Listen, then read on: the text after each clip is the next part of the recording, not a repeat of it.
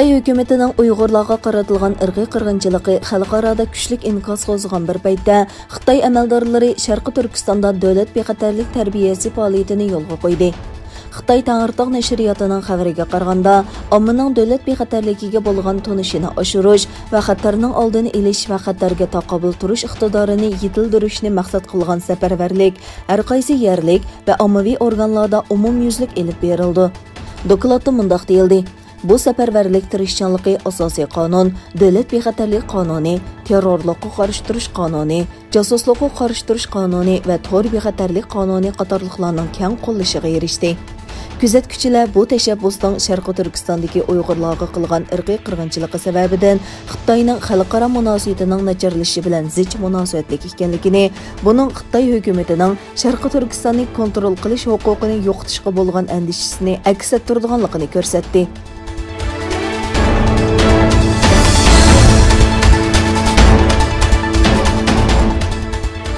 Washington Post'si gazetining tantarbiya xabar obzorchisi Sali Jenkins maqola e'lon qilib, Xitoyni xatarlik yilonga o'xshatdi.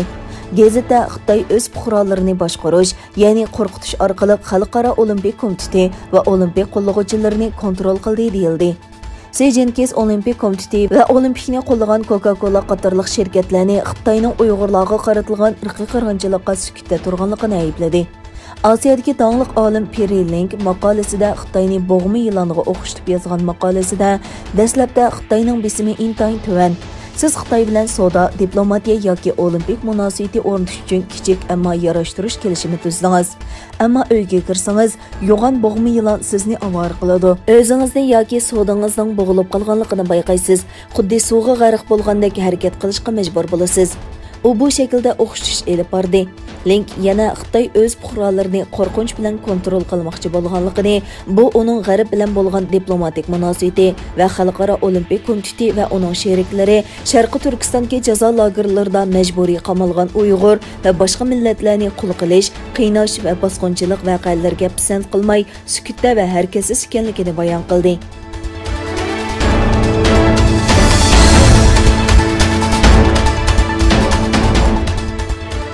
Tayvan va Diaoyuda taqim orollarının Xitoy zimini ekanligini, Shangang va Sharqi Turkistonga munosabatlik ishlarning butunlay Xitoyning ichki ishlari ekanligini gavdalantirib, Xitoyning Janubiy dengizidagi orollar va qo'shni suvlarda shak shubhasiz egilik huquqi borligini ta'kidlagan Xitoy tashqi ishlar bayonotchisi mundaq dedi: Amerika Yaponiyaning birlashma xitobnomasi Xitoyning ichki ishlariga takabburlik bilan aralashish sifatida xalqaro munosabatning asosiy qoidasiga ig'ir xiloflik qildi.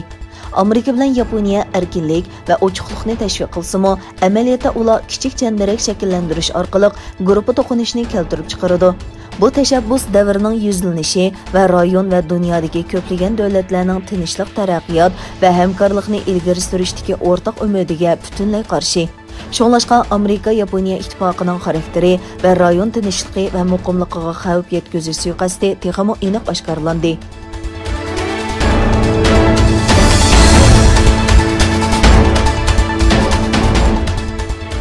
Amerika prezidenti Bayden juma kuni 2021-yili 150 ming deb e'lon qilingan musofirlarni qabul qilish cheklamasini o'stirganligini jakaraldi.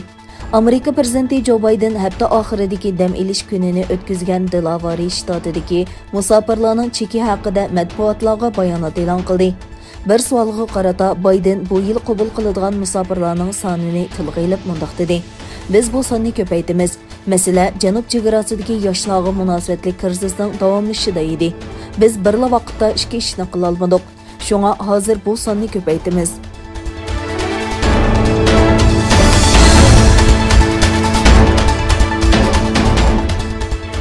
Amerika Davlat ishlari mahkamasining bayonotchisi Ned Price o'zining ijtimoiy aloqa to'rida e'lon qilgan bayonotida Rossiya bilan Cheg o'rtasidagi siyosiy krizis davom qilayotganda Amerika Cheg bilan Rossiyaga qarshi turganligini o'tirg'a qo'ydi.